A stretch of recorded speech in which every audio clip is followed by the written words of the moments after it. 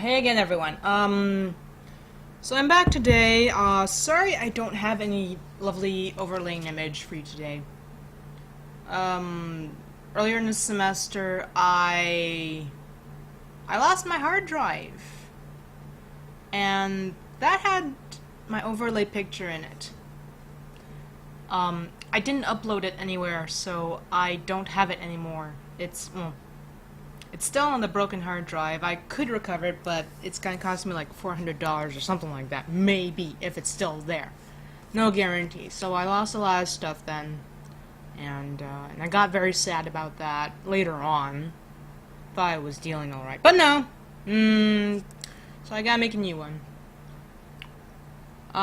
Today in Clip Studio, we're gonna sketch up some basic body postures.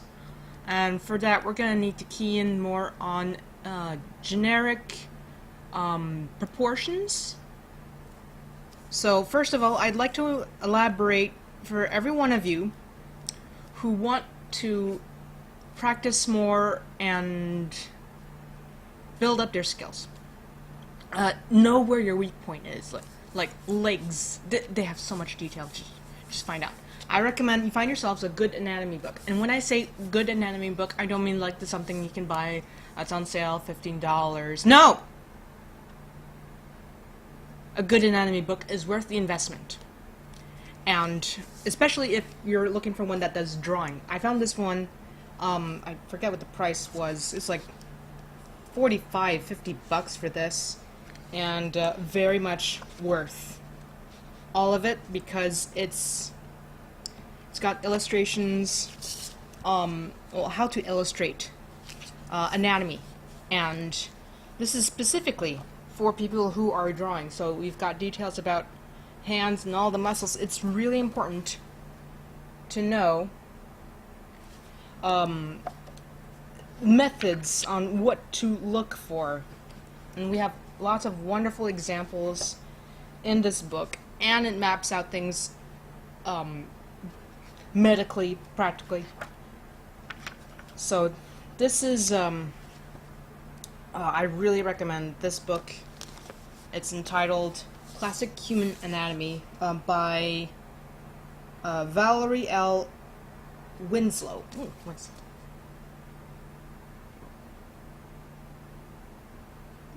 There we go. And I really recommend this one.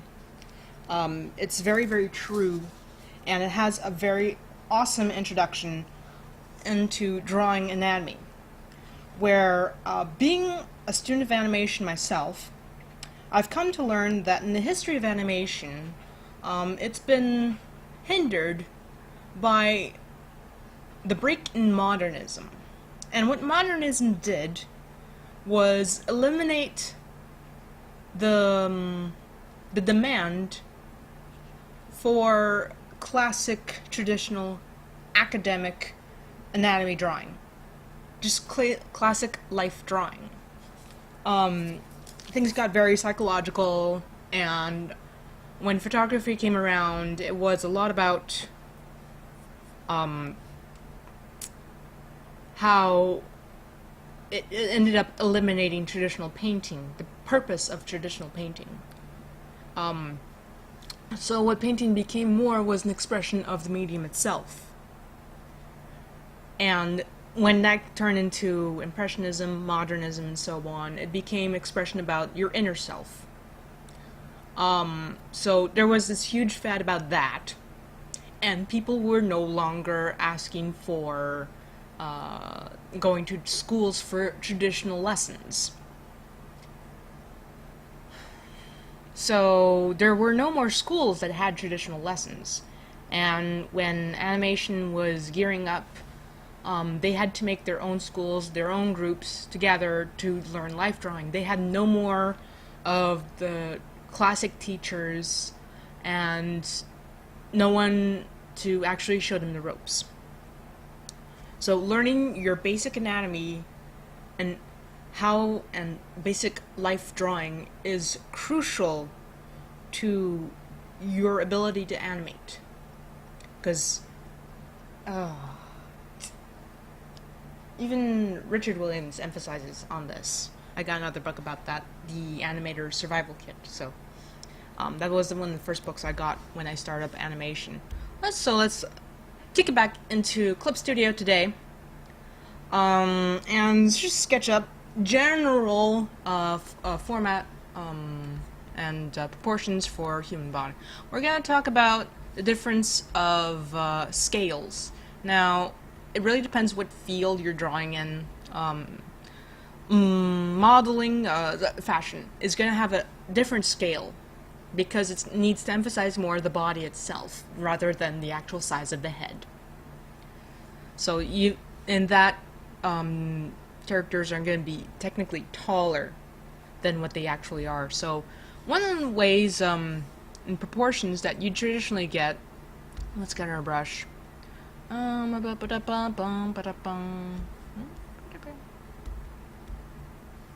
Okay, break that back. Oh, I have a new brush here. I made it the other day, and I quite like how it turned out. So, right. So, what a lot of drawing classes will teach you these days for proportions is the rule of 8 heads. Mostly this is in comic drawing, so the rule of 8 heads. And here's the first part I want to elaborate a lot on when it comes to drawing and practicing your drawing. Circles. I can't emphasize enough on this. Just make your shelf like a ball of yarn, and you will have your good circle in there somewhere.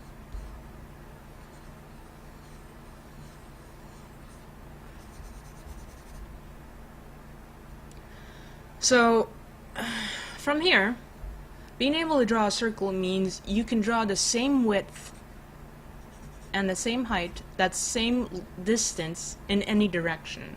So you're building yourself a measurement of unit measurement. So when you're used to drawing that circle, you can end up drawing it again, again,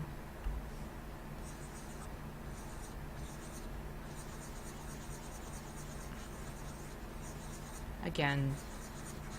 Now we're not looking for perfection. We're looking to just understand what it is exactly we're doing. Right now I am trying to make some measurements here. Get my increments of 8.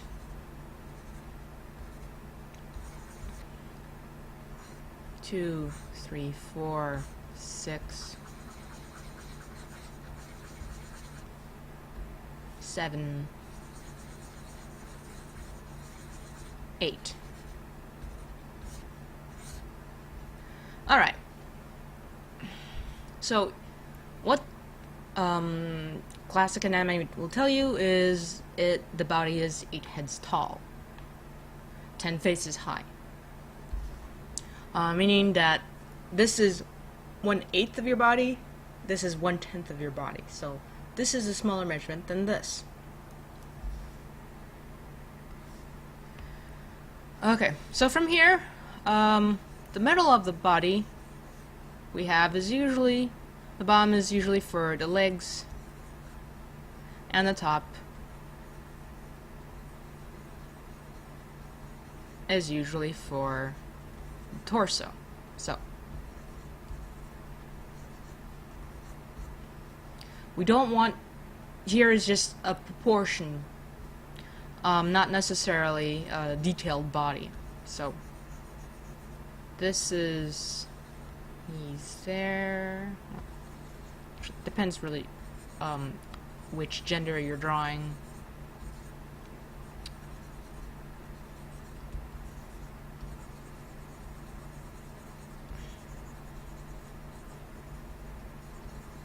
Drawing the skeleton is a really important stage in basic anatomy. But remember, we're just going to draw generic proportions. So for this, we can actually switch over to the airbrush, so that we get a blurred out vision of it. This is kind of what we're targeting for.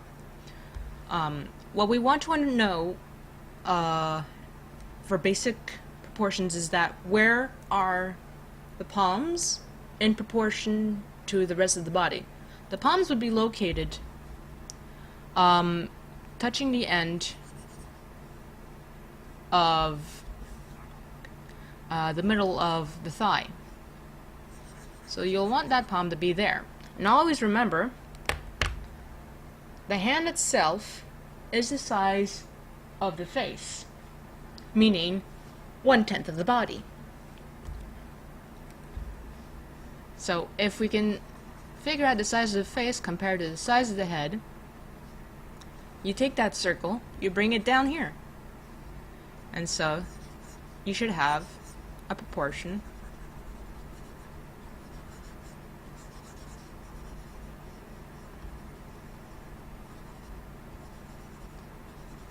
for the arms.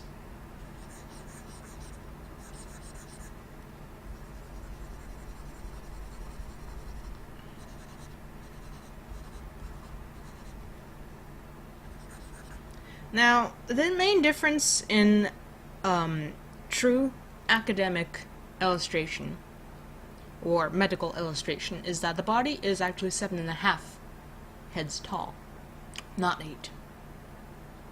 So if you're trying to work with this 8 unit proportions, the little trick that I recommend is that you stop at the bottom.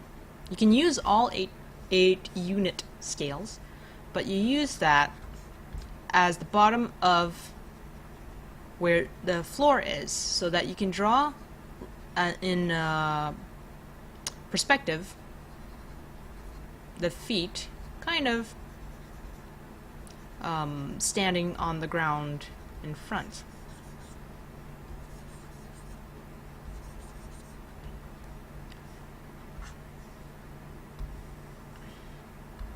Okay. Femurs typically inclined to the center. It really depends on the type of person you're drawing. Cowboys who have their legs really parted out, the femurs may not necessarily close in very well. This is for people whose knees almost touch when they stand. So there we go.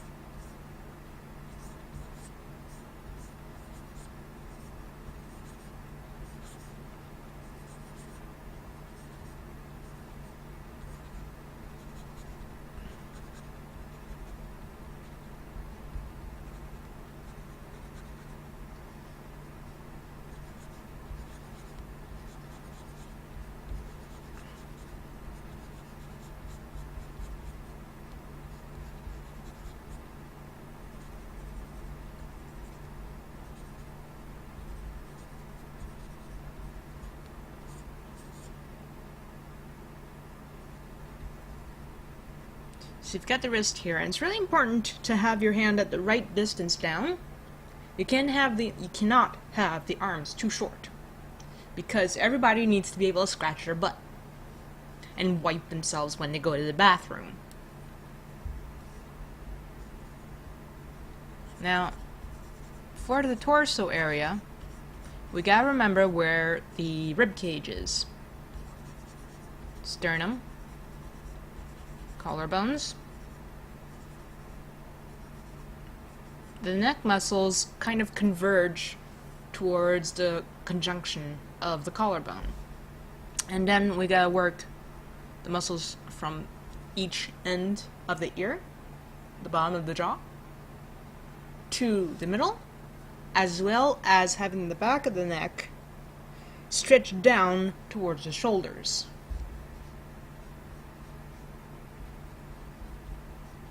And that there's how you have the neck. This is why your anatomy book is really important to have. Understanding the whole muscle structure is going to give you better understanding of how to draw a body. Now, there's a lot of styles that don't have necks or have just exaggerated long necks, but you can't really draw that if you don't understand the basic structure of anatomy. When you do understand, then you can go and exaggerate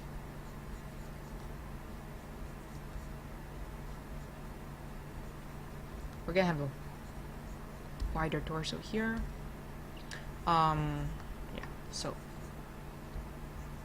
belly button area, abs, and side abs. Hamstrings, there we go. Now, this is where the elbow would be. Just at the end of the ribs.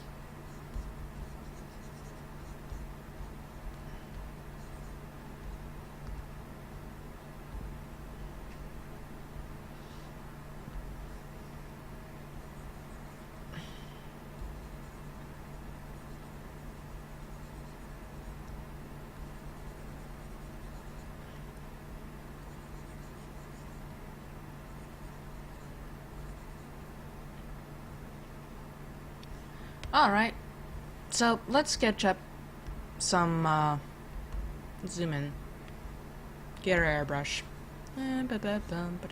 put we'll work in blue today. Now, another basic practice for generic bodies is interacting bodies. Now, you remember, this is something about not working with detail. It's about how one body plays with another body. And I don't mean that sort of thing. Like, you'd go outside and just observe people on the street. They go holding hands.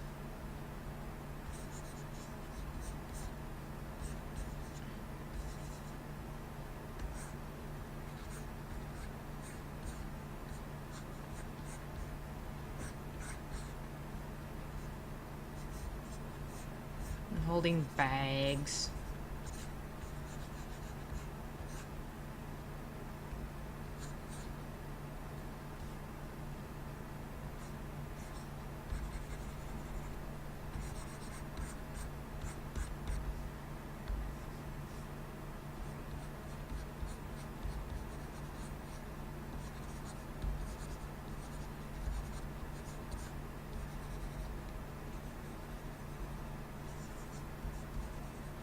And turn towards each other, kind of.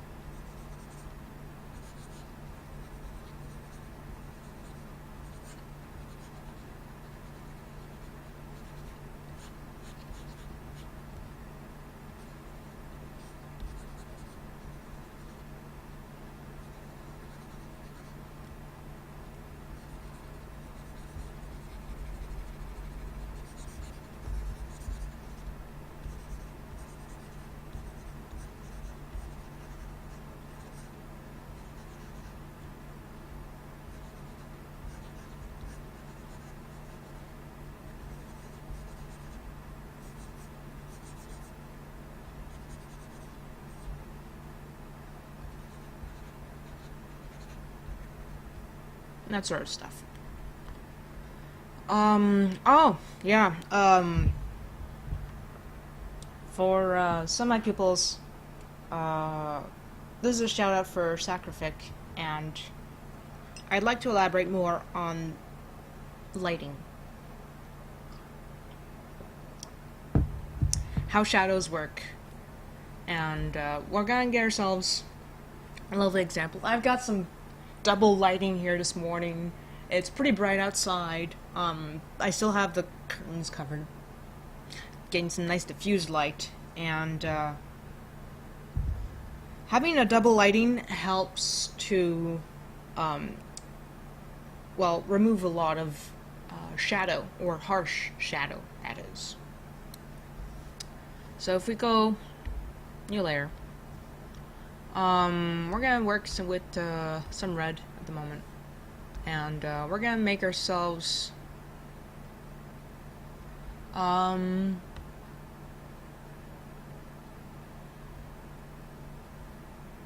mm, Crouching in Indian sitting position.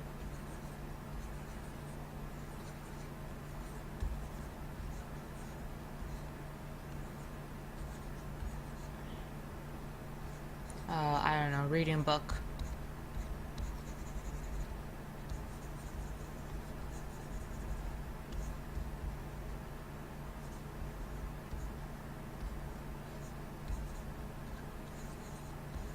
So we'd have like a knee over here.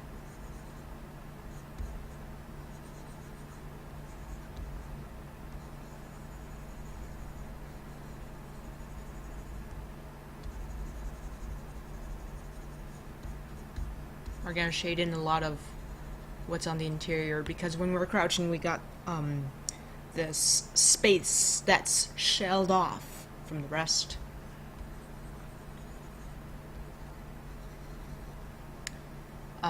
If the person is reading, we want to know that the light source is more like if we have a lamp over here.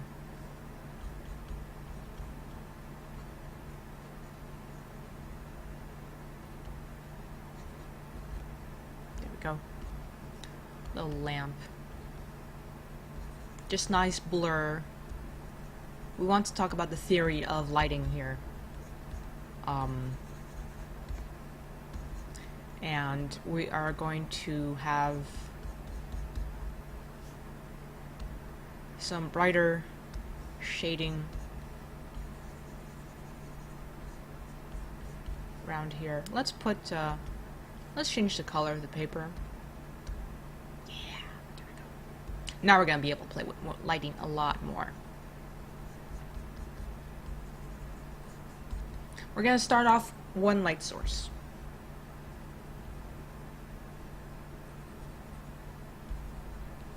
And where is it gonna hit?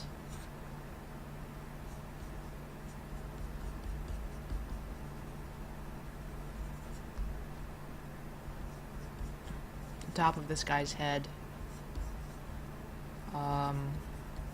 Like the side as well. Not much the shoulders, but more over here. And the shadow is going to cut over here.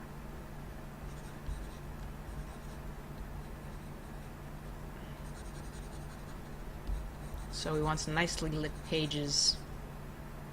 There we go. And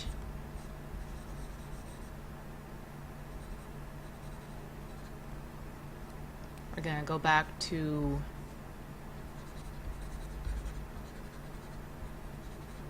playing around with the shadow now. Where does this shadow hit? That is always an important question to ask.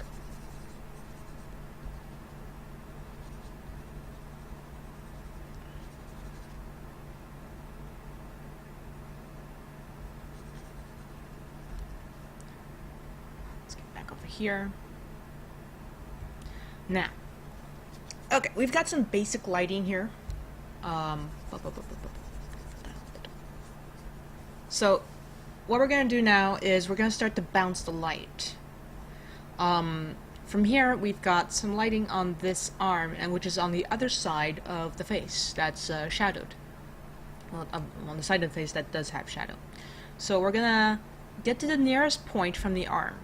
And so we've got a bit of the jaw area here, and a bit from under the cheek. The most direct access. We bounce, bounce. I have a little bit there, a little bit like that, just to emphasize on the bouncing of this light here. We're gonna have a little bit there. And there's not much more bouncing to this little scene, so that's very nice. And then if we add a secondary lighting, we're gonna go with the blue here. And we want to give a little bit of a filler, such as, say, there's a television that's on, and it's in the foreground, like a monitor or a television.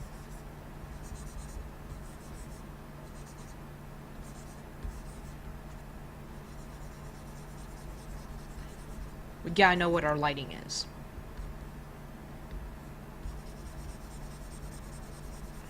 Okay, so that's the monitor here. And that's our secondary source of light. And so this is going to be a little more blurry, less focused, and we're going to have touch just the broad areas.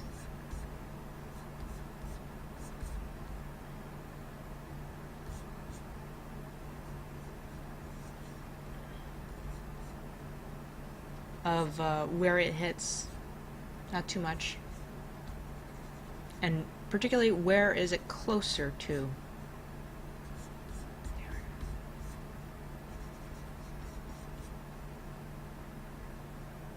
So that's secondary light source. You don't want to have the same intensity of light. If you have a mirror over here instead, then you'd have a totally different type of lighting. I'm gonna go with an orange here, and I'm gonna make a straight line towards the center of that. So if we say this was a mirror instead, then we'd have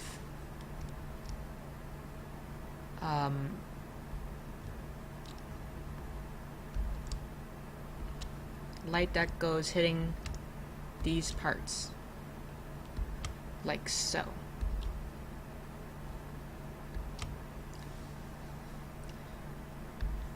So that would become not so bright, because we lose a lot of light in this direction.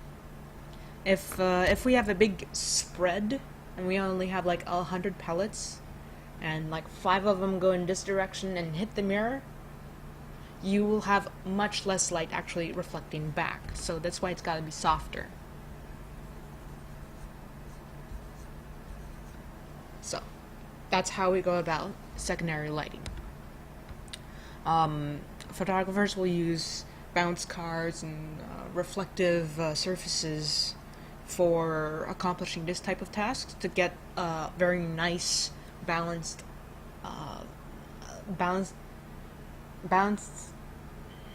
light balance in on the subject.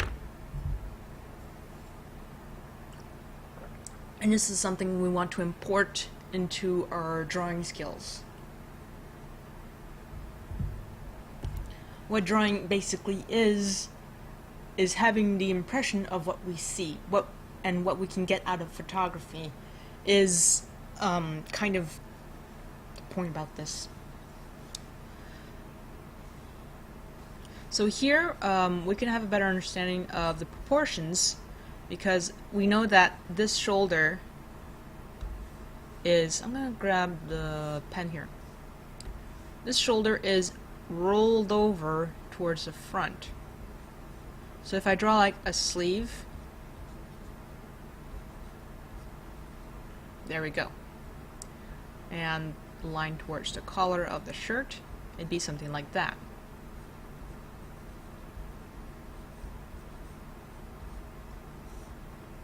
This would tug over here.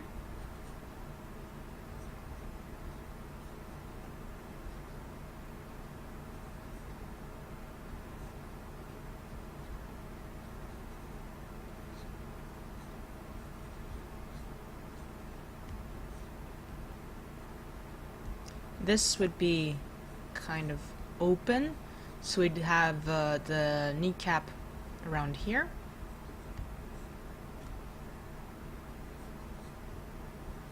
And here we'd have the elbow resting against the knee. Now if we had the shoulder rolled back to here, this distance would be equal to here. So we would have a generally proportional length of elbow, well, of arm reaching down to elbow. And if he places the book down here,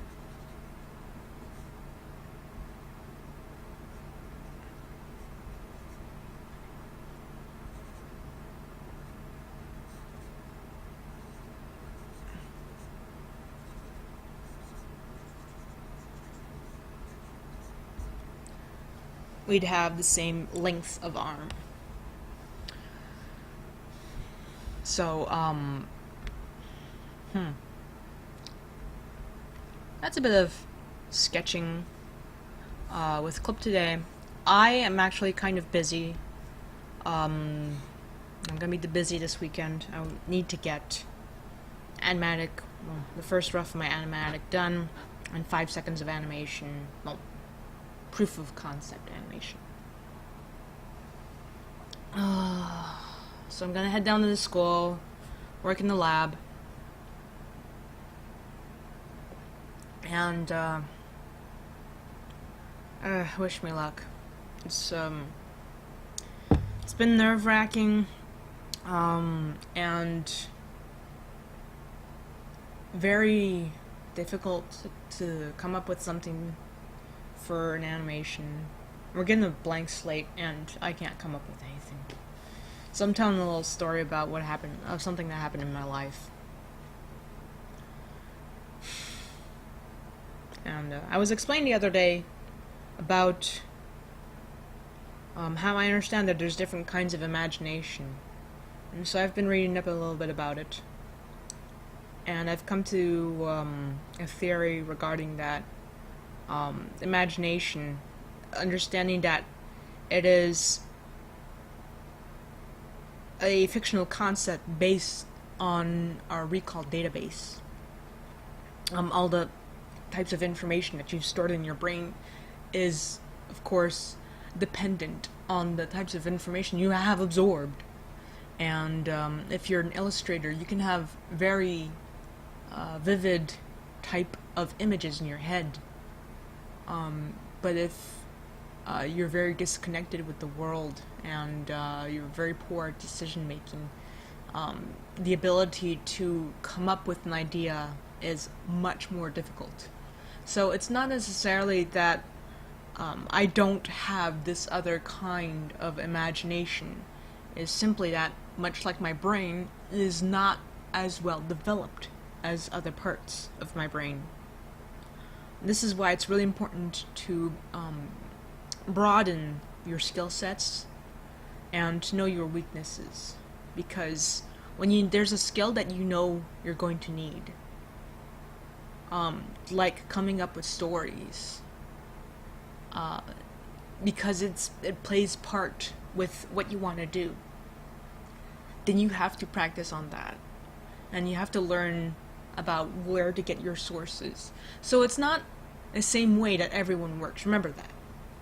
It's really important that you find your way, and this is how come we struggle, and how come I'm having a lot of difficulty, because I haven't found my method for coming up with stories, and this is what I need to be working on. So I am going to leave you with that. Have a fun time sketching, and don't forget to play around with it doesn't matter what it is that you draw. What is important is you have fun doing so. Get familiar with how to make yourself some brushes. And okay, I'm gonna show you guys quickly this. So this is the brush that I made here, kind of crescent moon shaped. It gives a different texture. The brush tip itself has a variety of here. For the brush itself, and this is material that you can make yourself.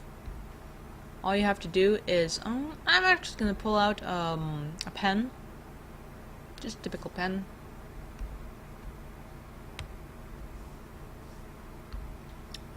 We are at scale 100, so if I do, let's do that.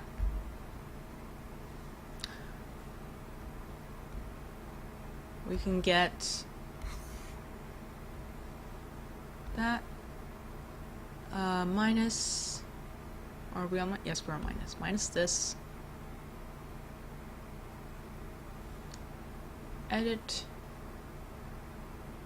register material as used for brush tip, then you gotta set it into whatever pattern category material that you want to use. You have to choose one. And then when you name it squiggle, I'll name this one squiggle. Squiggle. There we go.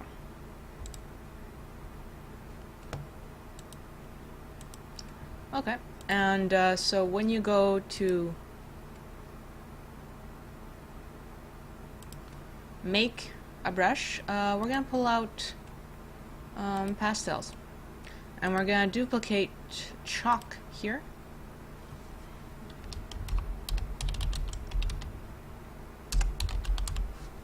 Squiggle chalk. So now we're gonna change this brush tip to squiggle. It should be down in your list now.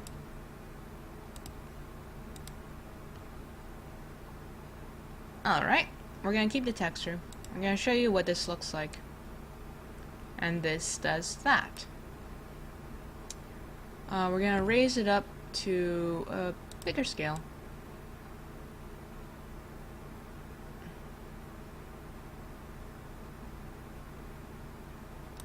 This is what you get out of it.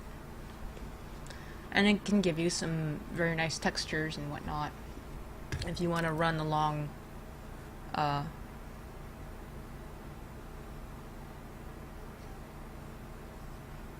some basics.